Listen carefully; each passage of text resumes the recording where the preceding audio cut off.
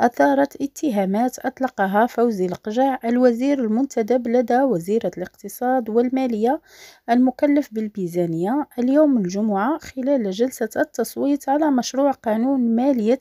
2023 وحديثه في وجود إملاءات خارجية في مواقف مداخلة لنائب برلماني لم يسمه أثارت غضبا لدى أحزاب المعارضة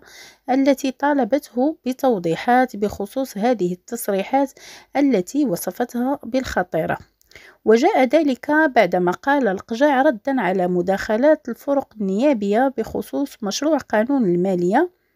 فهمت كل المداخلات إلا مداخلة واحدة، وأتمنى أن تكون التعبيرات الواردة فيها نابعة من قناعات تحترم أخلاقيات سياسية ولا تخضع لإملاءات خارجية تحبك في دهاليز لا نعرفها. هذا التصريح أثار حفيظة فريقي الحركة الشعبية والعدالة والتنمية،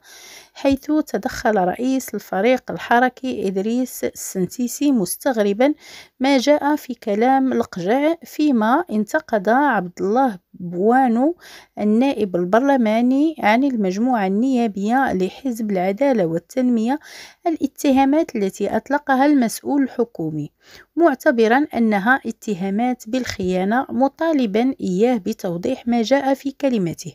وقال بوانو إن اتهام ممثلي الأمة بالخيانة شيء خطير جدا، ونحن لا نعرف مصلحة أخرى سوى مصلحة الوطن تحت